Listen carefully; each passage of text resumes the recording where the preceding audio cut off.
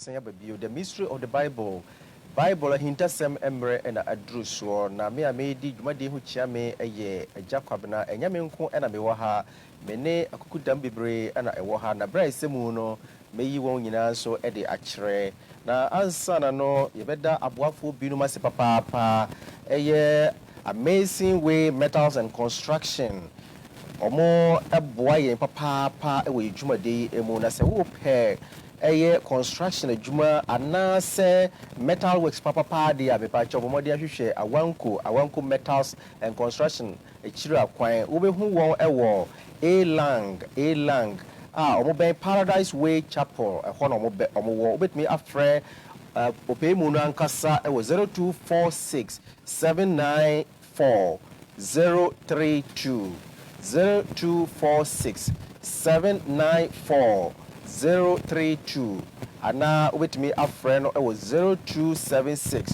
116 238 0276 116 238 na obeji so na baby biara wo no watimi ahwe wachira kwan saa enso na ajapoku herbal ono so ewo eye kaswa lamte bomode ana hwehwe na kira kwan na ne hawo bia no ontumi emboa wo na onyi emfiri ho emfa ma wo saa enso na eye Yehoasem herbal ono so ewo anya market Yehoasem herbal herbal clinic edi dwuma pa ewo eye newiase mu na in fact omo eboa amanfo papa na se wonso betumi a na wo yare wo de achinia wo nya ayaresa bomode yana hwehwe wona kira kwan obeye scanning test ahoro laboratory anase ope physiotherapy a bomode ya hwehwe obeye ni nyina ede amao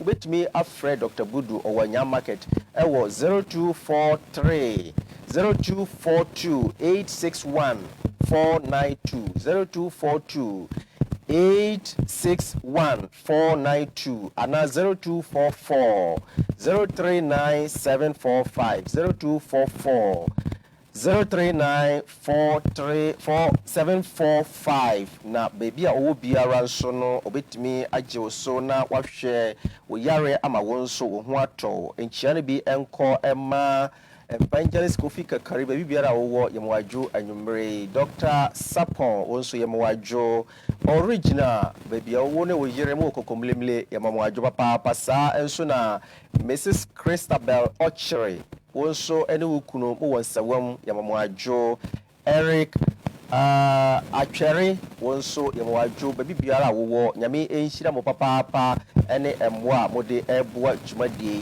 na mama yentwa ye ho se ye ba ye betoa so production aye ready a o mayenko electricals wo dwuma ma wo na wo reliable so Ghana for one per month for ya obey wo daddy dwuma dia ma bribi at se metal gates metal balustrade and stainless open metal furniture burglar proof metal doors and a burglar proof doors stainless papa bi dia and nyina dia ni chemu our Amazing Way Metals and Construction awamko wonum akache wo amonone wato asase wo pe se obi esida ema wo pe se obi electricals wo dwuma ma wo na wo reliable source aye Amazing Way Metals and Construction awamko and na wodi wani echiremu me pastor fra awamko posisi na woni wo monkomo 0246 794032 and 0276 116238. Amazing Way Metals and Construction awamko ye awamko de aye metals and construction na last stop.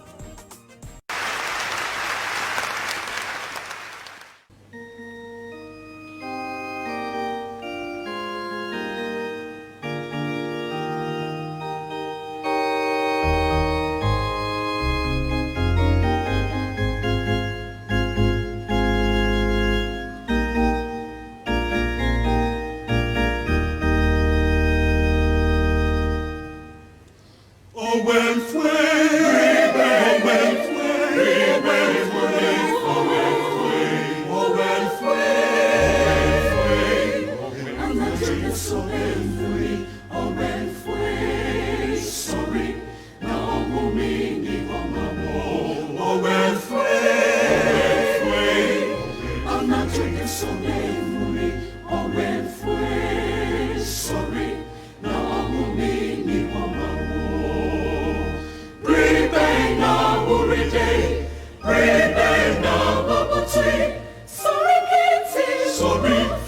Atafuna sorregina, owen fue, sorry never fue, owen fue, sorry, no mini mama, owen fue, sorry never fue, owen fue, sorry, no mini mama. Sorry, na sofuna femo. Sorry, macho beto no sona woman, patis na moso. Omen fue, etero vida, omen me yakobo. Omen fue, sorry, na omumi ni omawo. Omen fue, etero vida, omen me yakobo. Omen fue, sorry, na omumi ni omawo. Okuna yedim, okuna yemu, atamaresho, akira bimu wombonimo. Omen fue, wasempa de rono, maman santiago. Eneni pachita. Audio Jungle.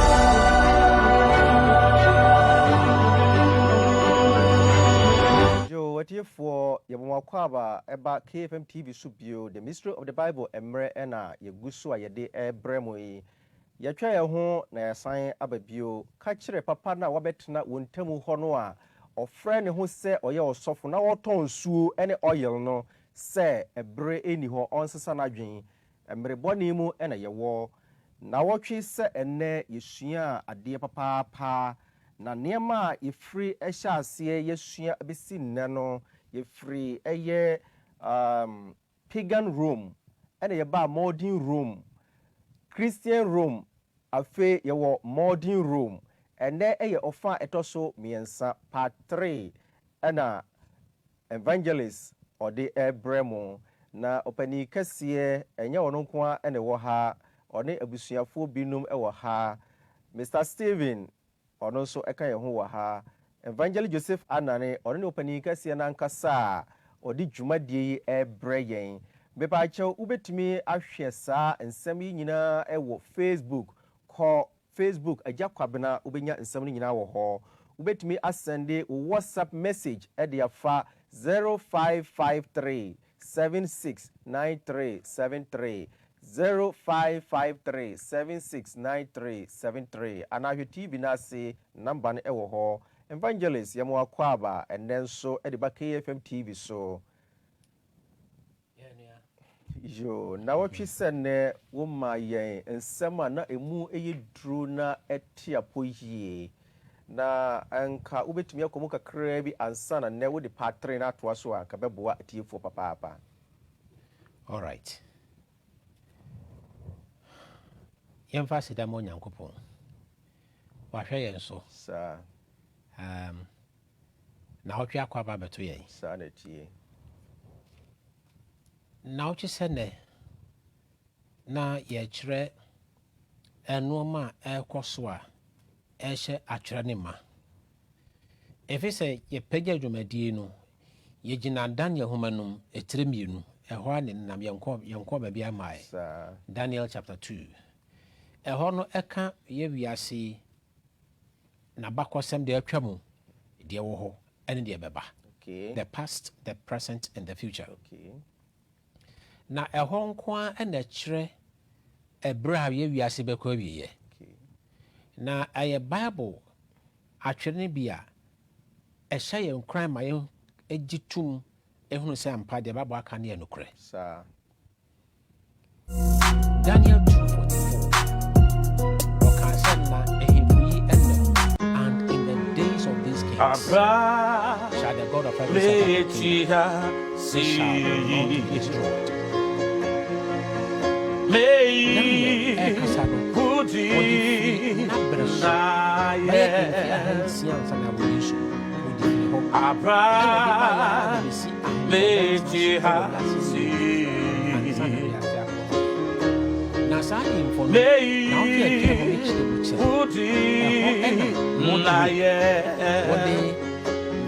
kyerɛ Osa,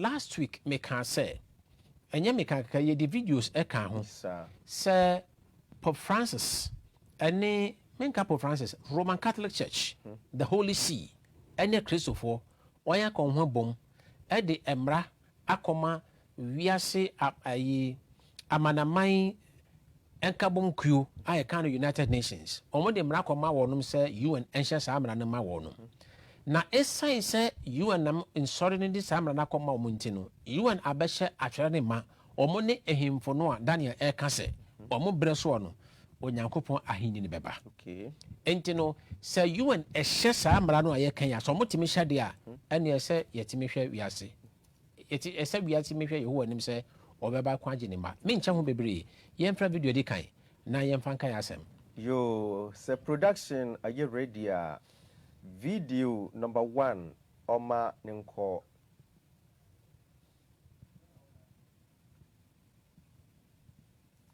yo production okay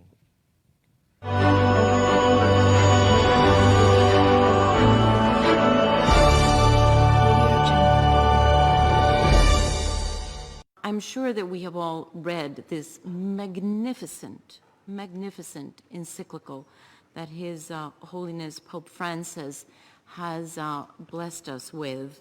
And I would say it is an encyclical, the very first of His Holiness, that is the most eloquent expression that I have ever read of the moral imperative behind acting on climate change. Pope Francis invites us to listen to this groaning of the earth, as if to remind us of what the prophet Isaiah had said, that the earth languishes because of the sins of humanity who dwell on it. And so Pope Francis would have us then, would urge each one of us, individuals, families, local communities, nations, and even international community, to an ecological conversion. I'm Kevin Clark, Senior Editor and Chief Correspondent for America Magazine. We're here tonight at the United Nations. We just heard Cardinal Turkson speak in defense of what was described here tonight as the green encyclical, Pope Francis's Laudato Si', which was released on June 18th, has already created quite a stir, already getting a pushback. As several commentators noted here tonight, the pushback that the encyclical has been receiving is purely evidence of its effectiveness and its importance. We heard Turkson tonight speak of how the document was prepared. He seems to want to anticipate some of the criticism that previous encyclicals have received, what he called the people who want to pull apart every line, people who think they know the Pope's mind. Well, he pointed out that the process was well documented. The final drafts were all worked on by Pope Francis himself and signed off on by Pope Francis himself.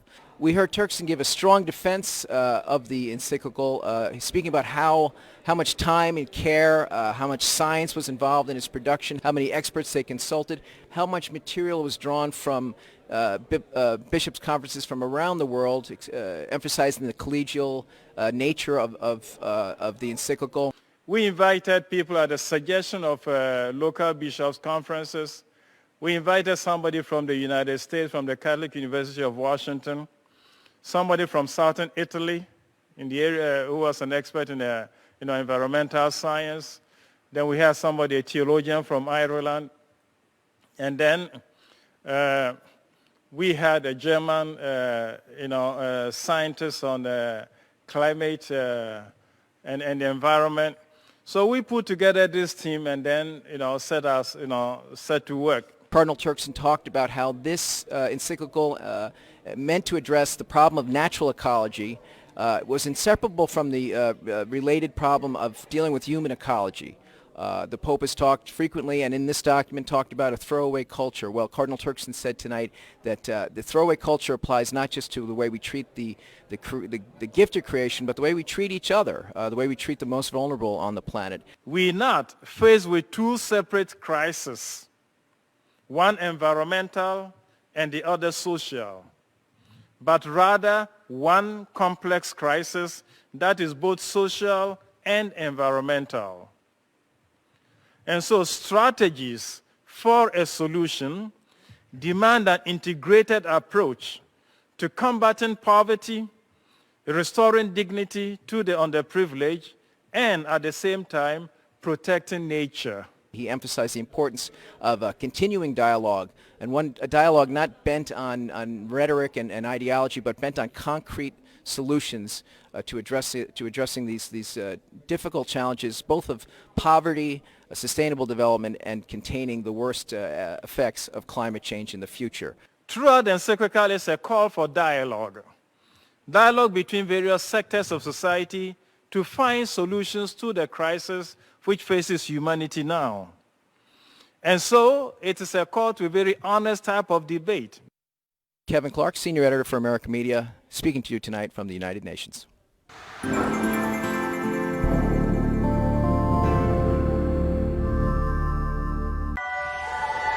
Audio Jungle.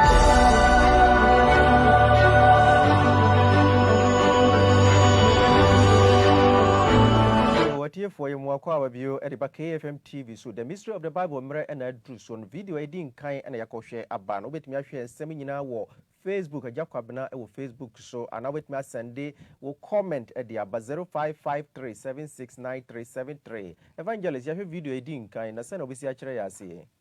Fine. Say video nankasa kasamano. Last week me ka say Pope Francis document be koi. Sa document no a Christopher Anglican, Methodist, Presby, World Council of Churches. Omo nyina ensa hwemu bi.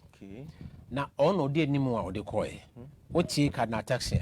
Osi omo consultui ahodo nipa ahodo ne eku ahodo. Na krata na Pope Francis dinda so de koe ne ladato si no. Ena me kan last week say insam bi wo mu a ne fa bi no etia Bible. Na baby etia Bible no eno so na wode ama UN se omohye sa amra no maye. Enti se UN peja sa amra no a ebehye atwere ne ma ne yedu Daniel 2:42 Daniel 2:44 eho na Daniel kan se sa himfo no ebre so no Yehowa de na hini ba besi ho. Enti baby a wiase drui no ya ben Daniel 2:44 papa se UN nim na so mohye sa amra no de a anya nkomhye ne bebam. Na I document na Pope Francis de koe no. And on last week me kan say on wan gya tom e wo Paris agreement. Very good. Now last week ye bo ho video ntimi ha me ho. But Paris agreement no me kota document no ha.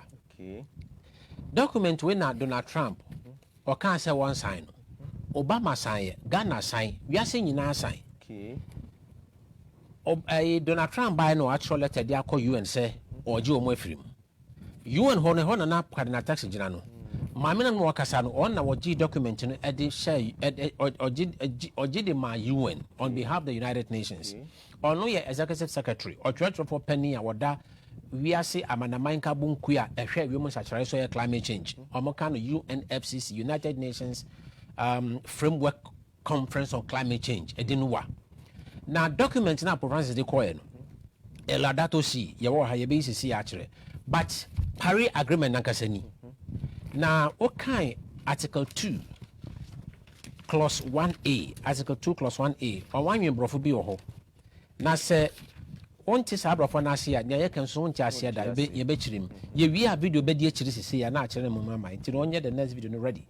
Now, Article 2, Clause 1A, or say, when you the Paris agreement, right? 2016. Yes, or say, holding the increase in the global average temperature to well below 2 degrees above 2 degrees Celsius, above pre-industrial levels, and pursuing efforts to limit the temperature increase to 1.5 degrees above pre-industrial levels, recognizing that these would significantly reduce the risks and impacts of climate change. Main kind of beam, but for no more thing. But video ni bechirim ti obi abeti ase ti say me kana wan ti ase a don't worry and how o de di machi. Article 2 Clause 1A, holding the increase in the global average temperature to well below 2 degrees Celsius, above pre-industrial levels, and pursuing efforts to limit the temperature increase to 1.5 degrees Celsius above pre-industrial levels, recognizing that this would significantly reduce the risk and impacts of climate change. Full stop. When you clause 1A. Okay. Now, Sabrofo Yamakan, ye mad the next video, Betchrim, or Chimuia, Nafi Midi, the Akano Swaba, Tinomai the next video. Yo, sir, production, are you ready? More video number 2. Now, Evangelist and Panchere, near working kind of and Famae. Audio Jungle.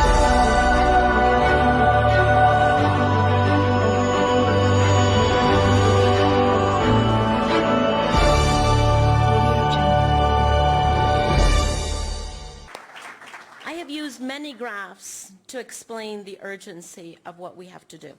And I must say,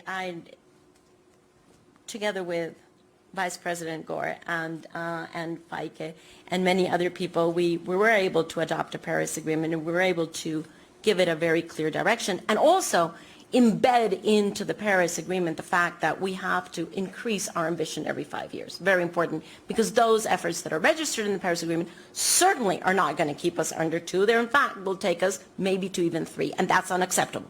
And we have to go to well below 2, hitting for 1.5, as we have heard. And so that's not the result of the efforts that are registered there. That's going to be the cumulative result of efforts over several years. But here's the piece that is not in the Paris Agreement. The urgency is not in the Paris Agreement. Because what science knows now that we did not know as clearly in 2015 is that, if you will, and I saw my favorite scientist do this a couple of days ago, so now I feel scientifically authorized to exhibit this little piece of paper, which I used to do on a graph, but actually I think the paper is much better. We are emitting 41 gigatons of CO2 per year as a globe, so have this be your 40 gigatons, okay? By the year 2020, we have to do 2 things. We have to ensure that we are not going beyond making this a bigger paper, okay? That we definitely stay within that boundary, but also that we have put everything in motion such that by 2030, 1 decade later, we can actually cut this in half. By 2030, we have to be at 20 gigatons. By 2040, we have to be at 10. By 2050, we have to be at 5. 5 is the maximum that we could possibly, under some circumstances, absorb. If not, we have to go, and this is the huge anxiety that is reigning over all of us, we have to go into something called negative emissions that we can talk about later. But do you see the drastic nature of the emission reductions that we have to take? That's not linear, that is exponential. Now, fortunately, as Vice President Gore has explained, we are dealing with exponential capacity because we can direct all our technology now and all our ingenuity to doing this. Audio Jungle.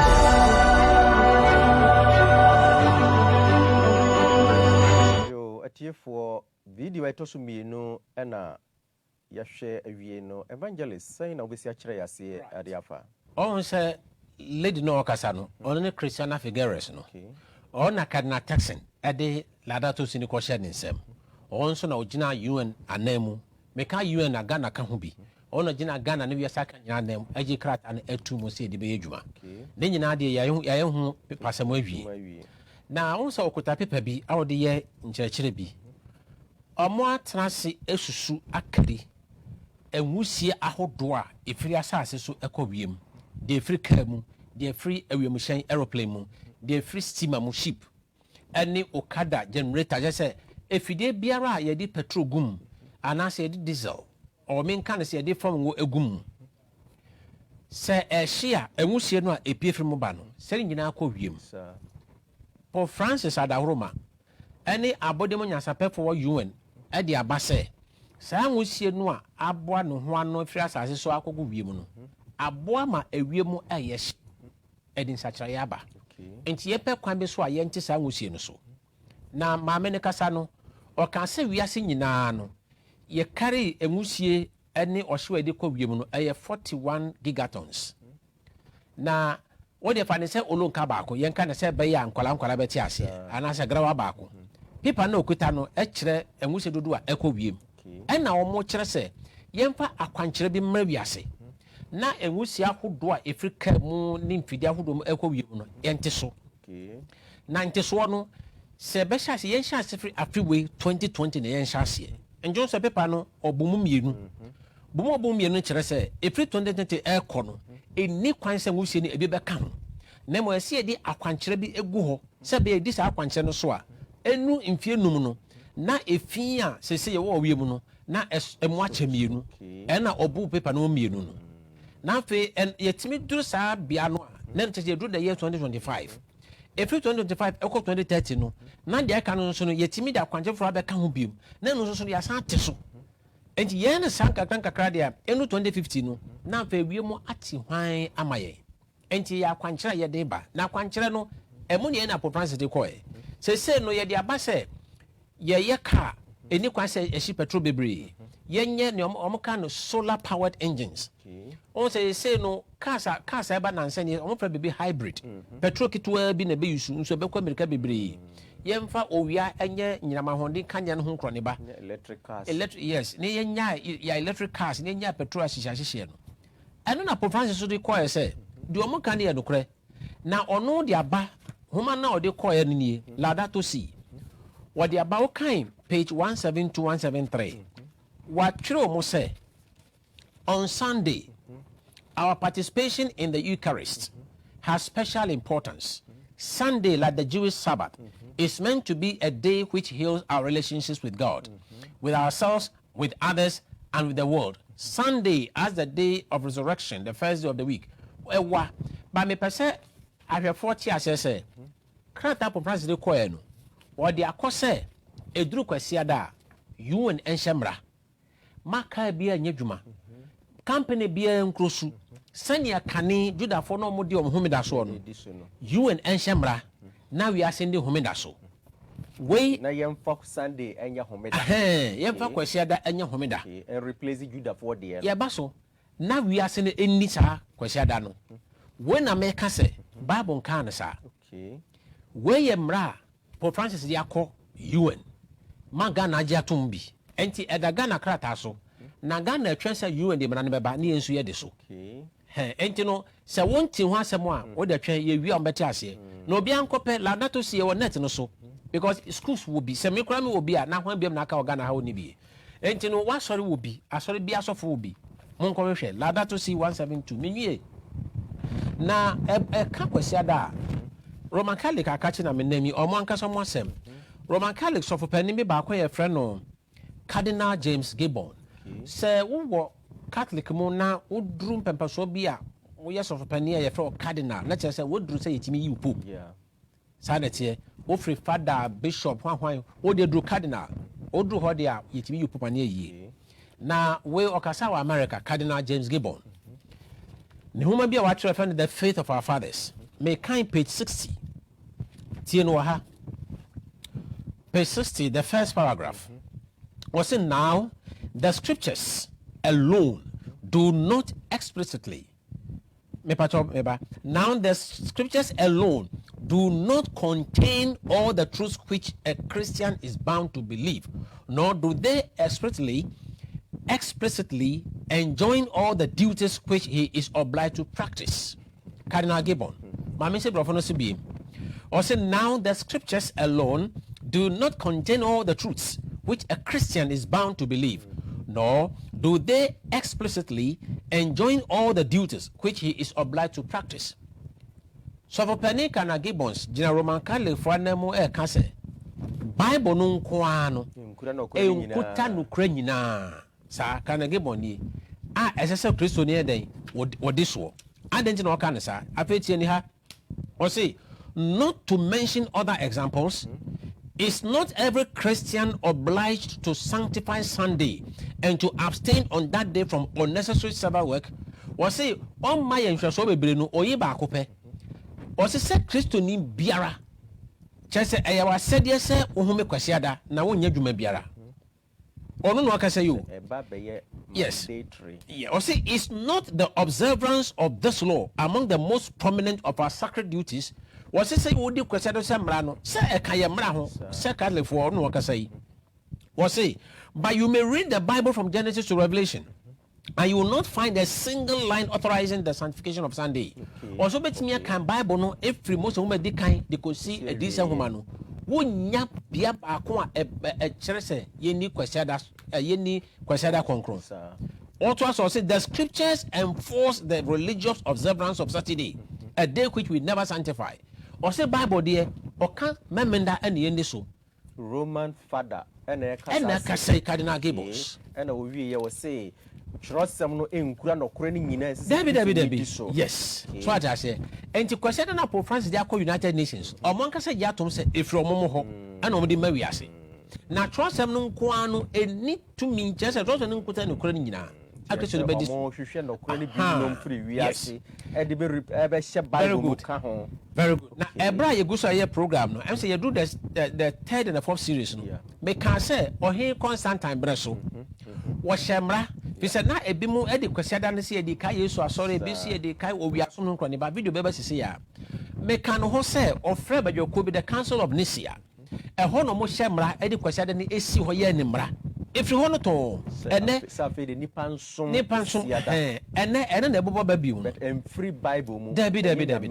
Very good. Em free okra me nwie memra we Roman Catholic Catechism na ekasafa homeda no ho we command we part 3 catechism Roman Catholic ne nchira se be yes homa so ko Roman Catholic asori nko ade a ye kyerɛkyerɛw ma wo gidi I say omo church manual yes when put the nyama when wo de nkyɛ manual we ye Catholic nkyerɛkyerɛ nkasa we na wo gidi a ye so we Catholic yes now ni fa ekasafa homeda ho nie because homeda e kwhyɛ da so ma wo no.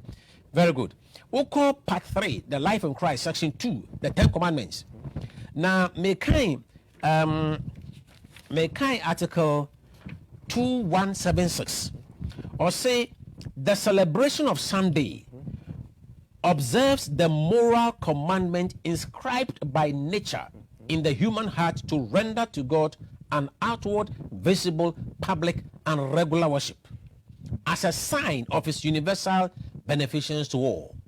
Was say kwesiada no a ye diswo no ye fa abode so ene ye twiregu ya adwene mu kaisa nyankopon mransem du no Bible say nyankopon de nsa tia na twere Genesis no Exodus 31:18 o twiregu abopono so se be ye agent dimension na nsuo ntimi mfa nko nyankopon twere ho but omo Catholic ni Catholic na kyerɛ sɛ abode ene twere mransem no egu yemu afei ehwan bi mekan article makan 2176 mekan 2174 or see we gather on the day of the sun Catholic ni we gather on the day of the sun for it is the first day after the Jewish Sabbath but also the first day when God separating matter from darkness made the world and on the same day Jesus Christ our Savior rose from the dead entino omoji tum eka wa ha se edru owiane da yeshia ene na ye owiane da Constantine wo hye kwasada mra saa bre no a wo de be hye book mu ya san no oji tum se owiada no duru a obi anhume omoji tum se emfri yes efi se owiano da no na eye na wohwe de kan atete abosonsomfo ndesom ebra ne ye kire Babylon program yi so mekaye enti no Roman Catholic Catechism ni omonkasa je atom se kwasada no eye owiane da ena onyaje se yede ma Christopher mento aso kakra be make article 2181 or say the Sunday Eucharist aya kwasada sorry kono is the foundation and confirmation of all Christian practice. For this reason, the faithful are obliged to practice in the Eucharist on the days of obligation, unless excused for a serious reason, or despite by their unless excused for a serious reason. For example, illness, care of infants, or dispensed by their own pastor. Those who deliberately fail in this obligation commit a grave sin. So that's also question that no ye di kwa sorry. Wow. Gise bi a biribinti wo yare ana wo hwa akofra ana sofo ama odwuma bi. Sanya no nti dia se wan kwa sorry question da wa ye boni kase grave sin. E de tia kwan. Roman Catholic na kasa no. Also wa ye boni kase. Wo ye Catholic catechism. Enti question na Pope Francis dia call UN. Say ye nisu a ya he den. Ya ye boni kase. Ya ye boni kase. E de tia Roman Pope no. Ye ba so. Okay. So that's it. Yeah, maso. Me we ye Roman Catholic na kasa and nanu ye nya Roman Catholic penny ba kwa ye friend Cardinal O'Malley. Ana omo friend Cardinal O'Malley as O'Malley. E bia o friend bia. Well, no the book be ba out. Na nse ya nse dan che ye 2011 November 20. One no kasa tien how. Was say yes, ono any Cardinal O'Malley. Mami nkan page na me kan mpacho se mo obi pesa book na or Jesus Eager Desire. Eager Desire. Our participation in the Sunday Mass. Pastoral letter or the by out 2011. And to coordinate neswa what the Google Jesus Eager Desire by Cardinal O'Malley. Wo kono sadia me gidi se obinya document no. Na fe wetimi akan ewa na me pese me twa so kakra bi ema ya hwefo ene yetiefo we page 5 na me kan now we say the way we celebrate Sunday will affect the way we live the remainder of the week. Wow. And it's a mark of Christian identity from generation to generation. Wa se kwasiada no ayede ya asore no se ya anya ne yi a ebeka yen efise kwasiada som no eye mark eye ahensode a efiri I want to aso de ko si I want to aso so. Wow. Omo na de kwasiada som bae e no mo kire se eye den eye mark. So what I say when nyina ye Catholic e na ka say menwie ene omo homa e na ye di edibeji dwuma Pope Francis otiso yi Pacho Cardinal O'Malley no or US onwu yi oh yes me ye dia chance for na edwuma mpese me ko akiri bebre Pope Francis e na ka say o can wait 2017 was say Pope Francis hold general audience we omo na so Vatican Radio na o can ha the date near 2017 13th December Pope Francis speaking or say the Second Vatican Council asks us to celebrate the Lord's Day as a day of joy and rest from several work, precisely as a sign of our dignity as children of God. Pope Francis ni osi kwasi da no eden a sign. Cardinal O'Malley say a mark. O mi no nyina tiase. Wonu wuyi, right? Yes. Afa mimra Pope Benedict ono so tiase wo wuyi. Wono tro homa bi bai homa ne ede Sacramentum Caritatis. Or the by what is that date? Date in Sacramentum Caritatis 2013. Pope Benedict Enakasai, page 41-42. Was say for the sake of these important values, while recognizing that Saturday evening, beginning with first Vespers, is already a part of Sunday. Almost say, as the portrait say, Homendano, a chance if you're a numere, na ko wie memeda numere. Yes, because as the portrait, omuno modi humindasa, na sanity of Bible, our Leviticus 23:32. Pope Francis, any Roman Catholic say, ye can't consider humida, a chance if you memeda numere. Dikosi, said the numere. Wow. Pope Francis in here. Wow. And to be a bedison, Nancy Samasha. She say European soccer. If you remember that numere, the Kosi Kwesiada, we are toying with European soccer. Oh, ye for what the 42 on the shade. Oh, ye for because remember that numere of Homeda, Emma Kwesiada for. One understand. Now, is your formula and in terms of watching. Young Koyanim. Or say for the sake of these important values, while recognizing that Saturday evening, beginning with Friday Vespers, is already a part of Sunday and a time when Sunday obligation can be fulfilled. I feel say we need to remember that it is Sunday itself that is meant to be kept holy, lest it end up as a day empty of God. Or say ye kai say, kwasiada na ye kan say nya den, ye say no konko. Pope Benedict o ti ase won wi. Every Bible, name I was saying. So I catch or say Bible no kota nukra nyina. Nti omo che bia nukra ni firi. Ti onyankopon a no kai se ka ho me na ne che ni konkron no. Ono wati. Ha. Very good. Fine, me nwie ye. Me kota another document. Efiri Roman Catholic akachi ye fa no St. Catherine Sentinel, whereby 1995, May 21. Now, paragraph 1, 2, 3, any, or say perhaps the boldest thing, the most revolutionary change the church ever did happen in the first century. The holy day, the Sabbath, was changed from Saturday to Sunday. Was say, "Adia mo ho sa sore na ya e din ehu." So I just say, yes, son, da concrono, a free memenda, a dia coquesiada. Roman Catholic never say. What to us or say? Oh, what's some what? Yanko Pondia or Yanko Ponson is son. Psalm 89:34. Or say, I dear Primanumuno, mention some. Very well. Now, Yanko, or say, the day of the Lord, Dies Dominica, was chosen not from the direction noted in the scriptures, but from the church's sense of its own power. Was a question that no, Yampen Pribabu, if I saw it to me, and on the by the day of resurrection, a day of Pentecost, 50 days later, came on the first day of the week. I feel so this would be the new Sabbath. People who think that the scriptures should be the sole authority should logically become Seventh-day Adventists and keep Saturday holy.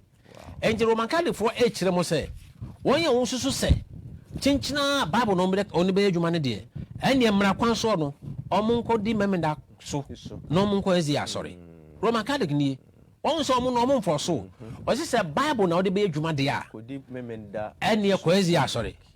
Ha, and I have for Roman Catholic for the catcher in Tino, so almost in the Bible more. Among us, to for say, Quezia, Ochina, baby, as you be over the Demiricaco or Bush. And just answer the answer. I watch them. SD4 cano yandokre. And no Macano. Omoa ne do mo to me assassin. And no Macano. Na asembisan so ne say, yes. Nipa betumi assassin dia Nyankopon kaye, ama Nyankopon agye to mu ana. And nothing that Daniel say. Edru sa abre no a wiase ahemfo no be hyemra eti Onyankopon. Na edru sa abre Nyankopon de ebi niti. Fi say document no ayela that o see no. O kan paragraph 173 a. Pope Francis de atwere wo say o se yen hyemra. Emra no me enya manipa kuo bi ana oman bi ana mansini bi. O se yen hyefri soro ho. Fi say wo jama okuo bi so o mon sha nye pa nya de betimi ade so. Enti emra no emfri soro na nsane fom. Sa wo nyina wo book no ma United Nations agiatum. So what said it here? Fine. Afei yem more videos na ka no 345. Na afei yem fa asem no yem no tofa. Yo atie for the mystery of the Bible ena uguso a wo hwe sabre ba bibiara wo hwe yen efri ewo Ghana eni wiase afana enyinara. Beba cho bomodia na hwe Facebook ho nso benya nsem etwagu wo ho. Ubetumi asende o comment and a message at the 0553769373 and if your TV na say ube who say e wo ho say production aye ready a yenko na yenko fa video 3 4 and 5 na evangelist enchire mu empamaye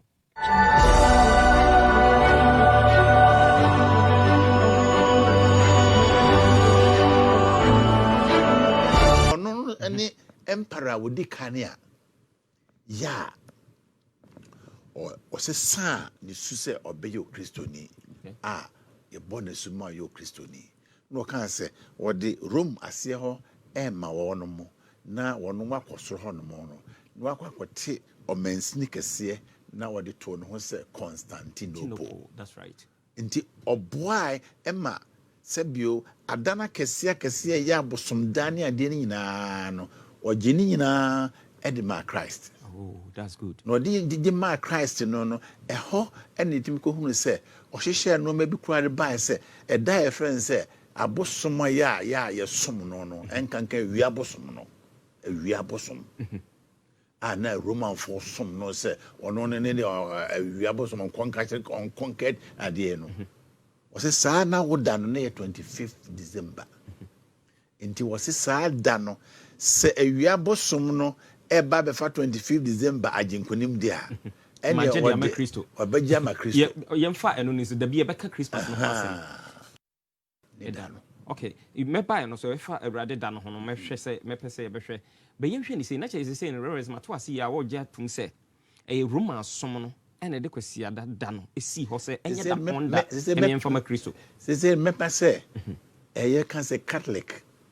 Catholic asafo no ene de be kan Roman no a na koye kese na koye se Roman no e Rome enam sa so ni trikodi Rome ntino akwakoye qualify Roman na so no universal church no Catholic sorry okay international Catholic sorry na pe pa bet the Roman Catholic ra me pensa okay me pensa because Roman na kamanum international Roman Catholic for ene de na watwe de dikan ya yekwasi ada Yesu Kristo wu sorry da no esi ho se enya da ponda ye de bekai Kristo no Roman for Catholic sorry wow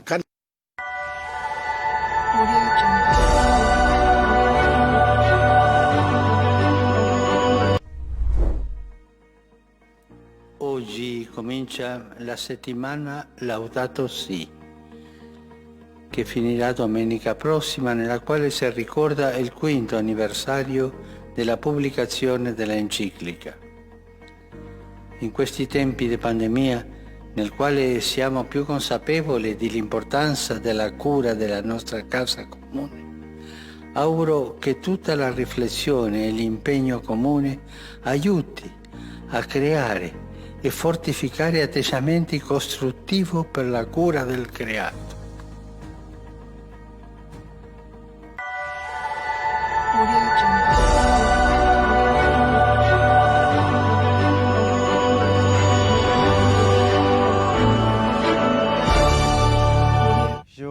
Yakohwe video 3, 4 and 5 nia edin kan ye hu se Ghana ni sofo na oni yenue pani evangelist Kofi Kakari omokasaye na evangelist video twa to ye hu se ye Latin kasa na se Rome kasa na ebaye Pope Francis okay they said obisi akira ase amaye memfem free video de kan ne miru no so evangelist Kofi Kakari ene Reverend Pius Ajimai ewo Angel TV ye the Angel TV for us ne sa clip no now wo say evangelist we sa no say ojitum say e ba ne kwasiada a Roman calendar si wo say no anu no omo no bin sesa ne bae no two ways ntin free nyame debi kali kakasa ma kind documents a kire wi ase wow obi be friend si ase na Paul na Colossians 2 na Romans 14 o de o meka biaka babia kwasa de free bae no ni wura na kasa kire wo no ti man ko to Bible so de defend kwasiada wura na kasa no and was se kwasiada na ayo mo mark ye ka mark of the beast babia free nie enye Obama chip ene 5G name all those genes enye gene asem ene nya kiwo eye kwasiada so ena nya korobi asem debi na ye de be hyemra omo de be hye emramu e be hyemra no mu ansa na be the mark of the beast you say enya hyemra ninti no me pacho menka so kwase o the mark of the beast ye ba be kirimo he ya je bu de mo nkoso ni yachi now one say Pope Francis video chat no on say o kan Laudato Si o kan Spanish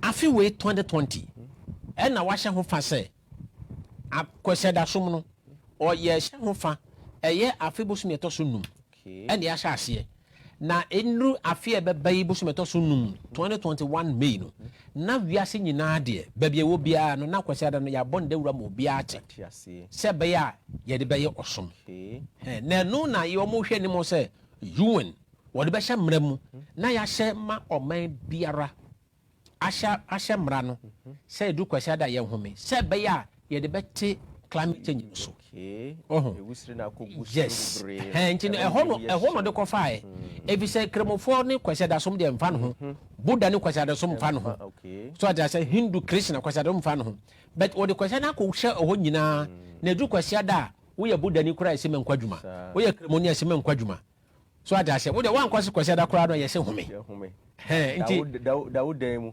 sanity enje kwase da baye home da ama wiase nyinara emra Catholic edi bani na ekristofo nyina na akabomu Pentecost ka ho me bo video ha Church of Christ ka ho asore bi okwose da bia no wo ka sa mra ye ho nti memfrɛ ye biela na memfrɛ nka sɛ wo de wonim ho hwe wahu a Bible sɛ aduane gye wo kra nkwa ɛntena ho saa na de ne teɛ very well nti no baabia nsɛm no ɛnenam ɛno no yɛde firi Babylon brɛ so ɔn sɛ Babylon brɛ so no ɔhene Nebukadnezar ɔhyɛ mmara sɛ obia nkoto honi na wɔyɛ no na wanya ɔdo bɛhyɛ gyam ɔn sɛ saa soma no bi na ɛwɔ wie brɛ mu ɔhu sɛ Bible frɛ wiase wie Kristofoɔ ka bonko no ɔfrɛ yɛ Babylon ahyɛhyɛ nso ɔfrɛ yɛ Babylon saa na teɛ ɛnkyɛ wɔn sɛ sɛnea Yesu kan no ɔse ɔno na ɔfiri mpitiase ɛka wie ho asɛm Babylon de kan ne hyɛ mmara ɛkyi Nyankopɔn ma egu gyam Babylon wɔ wie nso so ɛbɛhyɛ mmara saa na ɔde Nyankopɔn ma aka no sɛ bɛkɔ ahokyere mu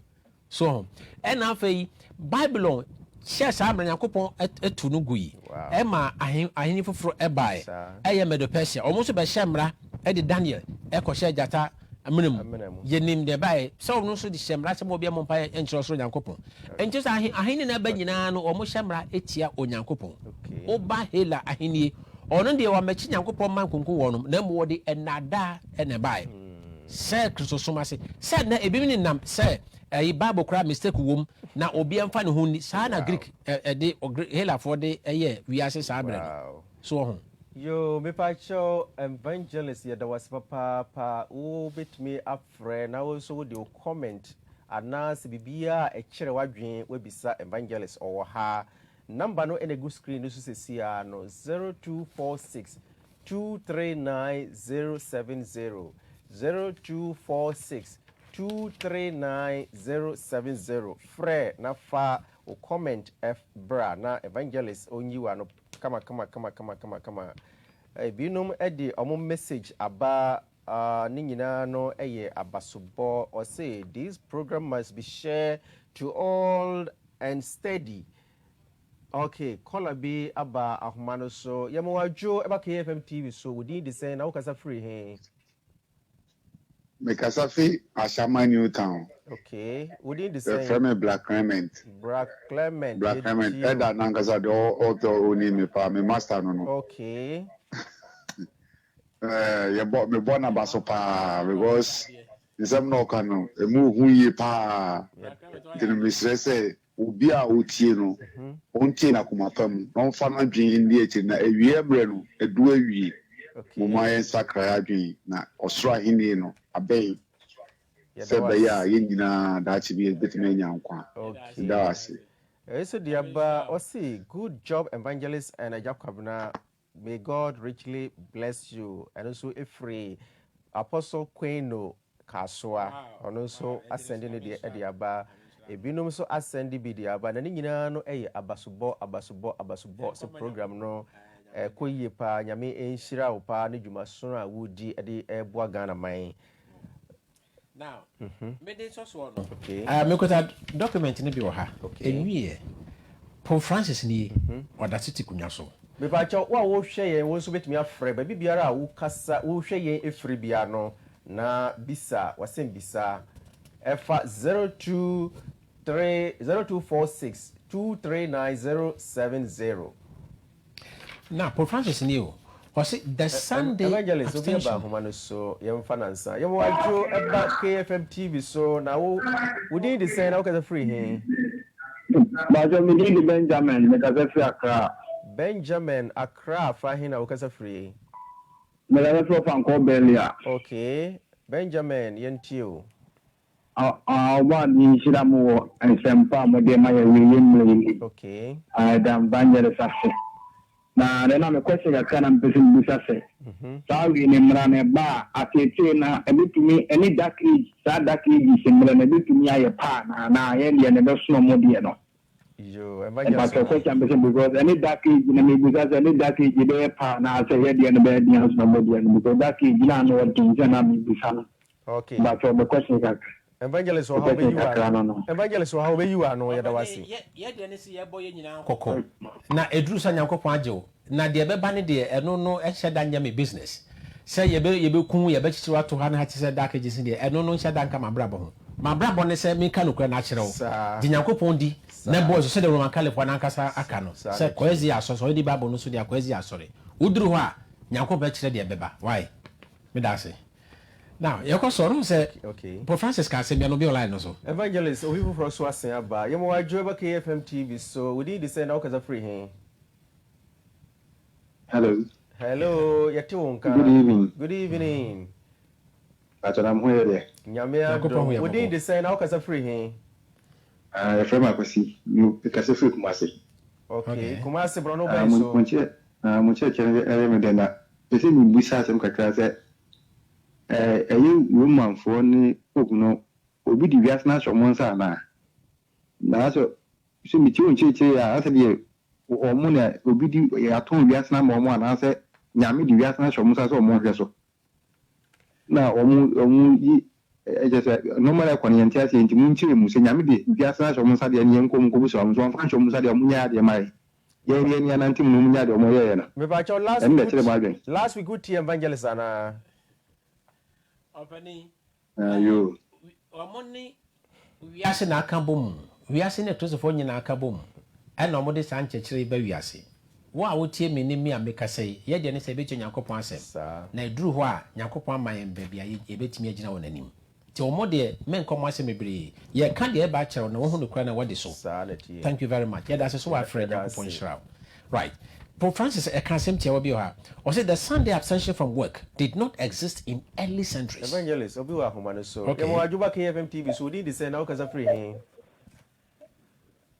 Hello. Hello, we need to send out as a free here. Me pa cho ubetumi agina yi kakra wala no emu nye papa etwetwase ante wonka. Anuka tamna evangelist kanang bisa se tambe na ya musha e bisa sia na mi di me fidi ni so ono me ba cha ukasa free he adenta. All right, Friday bia 8 o'clock pepe 5 di no to ho ya da say hello Friday 8 o'clock pepe 5 di no to ho Friday 8 o'clock and I sha say 8 p.m. Thank you.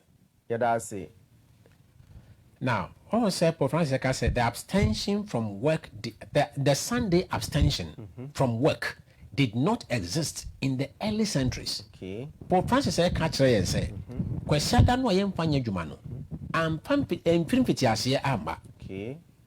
It is a specific contribution to Christianity.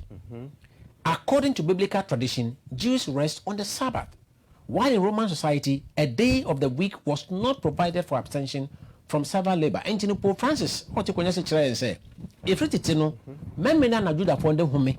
Now, Roman for aka we are saying no money home de bia. Evangelist, your last caller, you debate chat to and the program is so our home. So, you know, Joe about KFM TV. So, we need to send out as a free hand. But good evening. Good evening. About and some more came in a crib. You see, you be a some but free with the set because free yellow house, Tantra Hills. Okay. And some more came in a crib. Maybe you be a SD from gospel to Tio Munumama and see and be shares of we appreciate about sir and you marry. Into me, see, never call Crusader, but also we will tease and judge them. The Sukram Bokra may baptism will cramp matiti. Into Crusaders money do no create a minimum, the same music will be actually room from. I am brass Saturday, now Bass Saturday, no so I say, Oba Saturday, no, so now, oh, heaven. I 10 commandments in the open their mind. Tobacco away until say na yemo more than into Mindiso. Nangopon, Ensha. Evangelist comment a chat war na infajumadi in Bravi, Yambra. Yes. And China Christo Abba. Now, or the Adum Aji in one casse, make with a marketia mereba, maybe 2 biara casse and Nadum city, one canasa, or see maybe 2 biara casse the day, Numa city, and to the Adumajo. Afei tie na yo sa na yenyina yenya akwanya enyina nanim Nyankopon hira mo Yesu dim nti amen. Yo yadamu ase yada evangelist ase papa se upese wo frɛ evangelist ne number e de go screen so sesia no se wo ye asɔre anaku bia upese wo frɛ no na obema wo nkyerɛkyerɛ a bomɔden afrɛ ana asɛm bi se bia kyerɛ wadwen a frɛ evangelist wo 0553 574933 0553 574933 and now with me afraid agya kwabena nso ɛwɔ 0553769373 0553769373 Evangel Joseph Anare ene de dwumadi ebre me amidi ho chia me agya kwabena production team ni nyina yedamo ase meyere Juliet Ajapon wonso medawase papa nyame enhira obi biara baby biara wo hwe ye efiri nyame eya adom na odomfo no dom yen a na wotwe senne yebesan atoa so yemamo monitie Amen. Ghana for one per month for ya wabaya wa daddy juma dia man bribi at se metal gates metal ballistic and in stainless open metal furniture burglar proof metal doors and a burglar proof doors stainless papa media and the engineer ni chemu our amazing way metals and construction awamko one akache